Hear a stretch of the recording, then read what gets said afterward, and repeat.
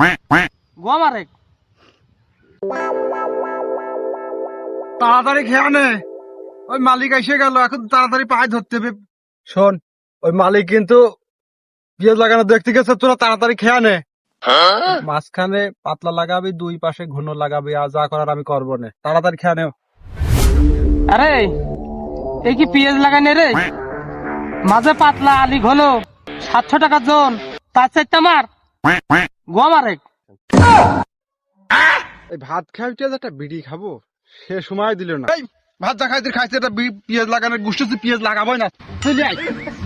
পেঁয়াজ লাগাই না।